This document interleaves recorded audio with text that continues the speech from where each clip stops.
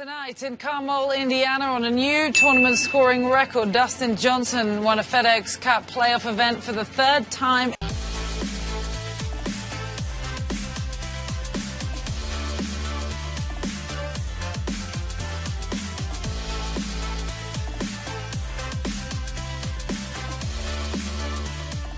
What's up, YouTube? How's it going? Glad to be back. Episode 7.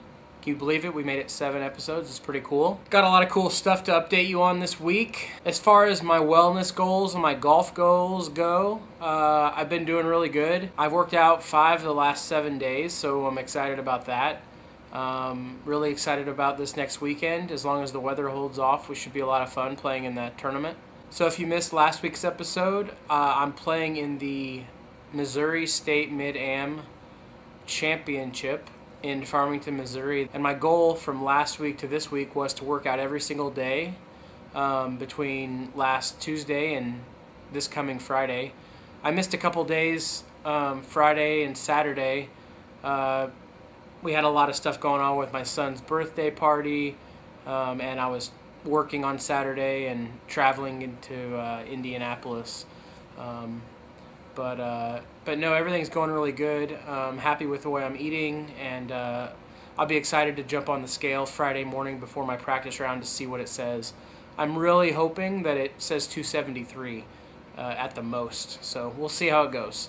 As far as golf this past week, I went to the range a couple times, figured out a few things, had a really good session on, I think it was Thursday morning or Friday morning, where I was really trying to figure out why my miss with my irons this year has been left.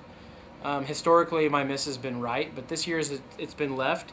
So I used a couple aiming rods, and basically what came down to is I figured out that for some reason I'm starting with the club face closed, so if I'm starting with the club face closed and my miss is left, I'm hoping that just means that I need to be more conscious of my club face at address.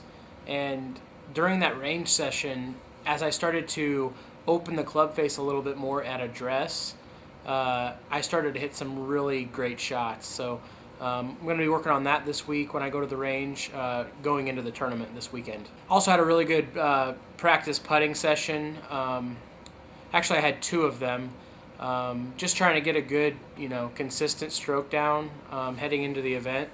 Not a lot of specifics to work on with putting, just keeping my form and, making sure I'm reading putts correctly and following through. Okay, guys, so this past weekend, as I said last week, I went to the BMW Championship.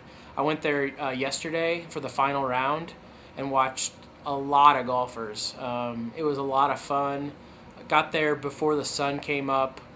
Gates had just opened. Got to walk over by the clubhouse where the players' parking lot is and greeted a lot of players as they came in.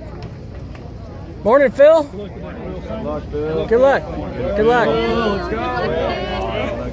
Alright, so I wrote down a bunch of players that I actually got to talk to in the morning. So Justin Rose, Rory McIlroy, Adam Scott, Phil Mickelson, J.B. Holmes, Billy Horschel, and then so I also got to meet somebody who, obviously, if you're a golf fan, you know exactly who this is in this picture. And if you're not a golf fan, that's David Duval, who was the #1 player in the world in 1999, right alongside, Tiger Woods. But anyways, I was excited to meet David and glad that he was able to take a couple seconds out of his day to take a picture with me. So that was really neat. So yeah, got to talk to a few players, got to watch some range sessions, which is always humbling, watching them guys, basically hit any club out there on the range. It's incredible to watch that. Just because, it's like you'll never be that good is sort of the feeling when you're watching them. But on the other hand, it's like, gives me motivation to go practice. It used to just make me actually not like golf after I got, to watch those guys. I would always just think, well, what the heck am I doing, going out and practicing? But but now it's more like, hey, you know, maybe I should put more effort into it to get better. So I think that's positive. So yeah, I got to watch a lot of good golf, just great golf overall. Saw some really neat shots, saw some close to hole-in-ones. Charles Schwartzel on 17 hit it to like 1 foot, which was really cool to watch. And the last thing I really wanted to do when I was there before I left was watch Dustin Johnson hit a tee shot from up close. And I ended up getting to watch him hit his final tee shot of the day on hole 18, which ended up being his longest tee shot of the day. So I looked it up on the PGA Tour website, and ShotLink had it going 329 yards. And it looked like he hit it a half a mile from the tee. And so the way hole 18 is laid out is it's a really like 460-yard par 4.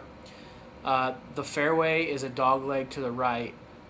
There's a giant, basically lake, pond on the right, and the left is a giant ditch, which is just deep rough and just a ditch.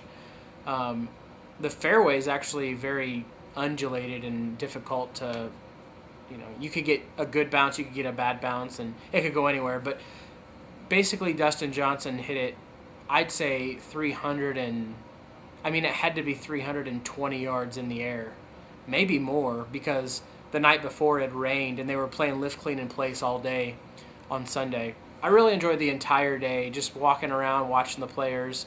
It was only about 80 degrees, just a great overall day to watch golf. Okay, so as far as this week's goals, it's the same as what it's been this past week. I'm going to work out every day until the tournament. I'm going to go to the range at least 3 times this week, have at least 3 practice sessions on the green, chipping, putting. And last week I was telling you that I'd give you more of an idea of what my goals are for this tournament.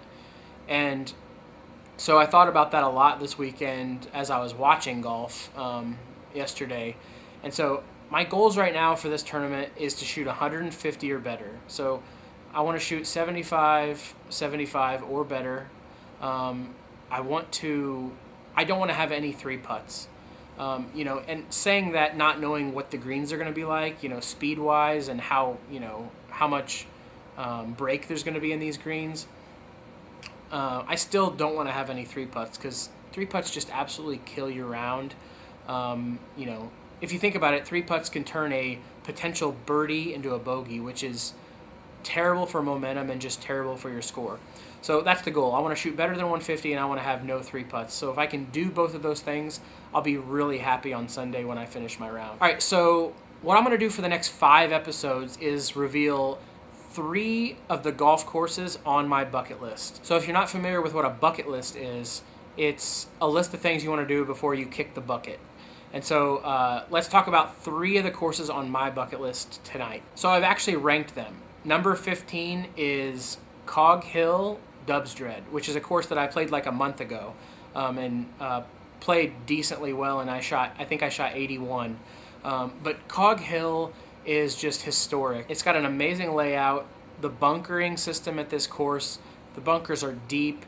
They're difficult to hit out of, especially in the fairways. The fairway bunkers, because they're still pretty deep, like the greenside bunkers, it's really hard to get up over the lips on the bunkers at Cog Hill. And so, as you can see in some of those pictures, it's an incredible layout, beautiful golf course, long. They had the BMW Championship there a couple times over the last 5 or 6 years. I know in 2009, Tiger Woods won the tournament there. But yeah, that was one of the courses I'd always wanted to play, and I ended up playing it in 2009, the day after they finished the golf tournament. I shot 89 that day and felt like I played really well. But then again, the conditions were in the same conditions that the players played it in the day before, and we played the same tees as the players, and we played the same pin locations, so it was definitely challenging. So number 14 is a course that you're probably all familiar with, TPC Scottsdale. It's where they have the Waste Management Phoenix Open. So that's out in Scottsdale, Arizona. It's a desert course, irrigated. I've heard amazing things about the golf course. I've heard that it's always in just perfect shape. And of course, You know, the famous par 3, Tiger Woods made a hole-in-one there. One day I want to go out there and play that golf course, preferably close to around the tournament time in February, because that's when it's going to ultimately be in its best condition.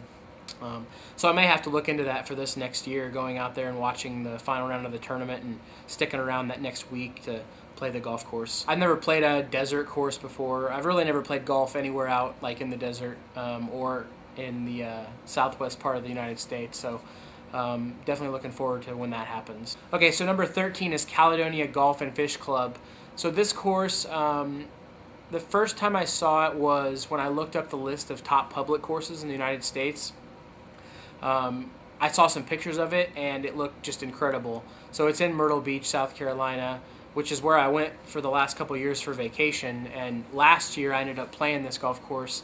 So this golf course is built in a small amount of acreage, but it doesn't play really short. The par 4s, you still have to hit driver to narrow locations in order to have a shot into the green. But the course is just, it's in an old plantation, so it's beautiful. There's Spanish moss. It's just there's alligators on the golf course. A lot of really neat bunkers that are kind of incorporated into the side of the ponds. So it's got a really awesome 18th hole, which is, you hit about a 230-yard tee shot, and then you got to go over the marsh to the green that's right in front of the clubhouse. And one thing that's really neat about the clubhouse there is there's a back porch on it where lots of folks will go and just watch people hit in. So you've kind of got a gallery as you're coming in on the 18th hole. So yeah, I definitely recommend if you're in the Myrtle Beach area, go play Caledonia. It's only about $125 to play it. It's definitely worth it, and get there early because they have a really neat practice facility with like 4 or 5 different greens and some really neat bunkers. And then also it has a sister course across the street called True Blue. True Blue is a course that I have not played yet. When I was in Myrtle Beach this past summer, I had a foot injury and I couldn't really get out there, and it wasn't worth paying $100 to play it while I was injured.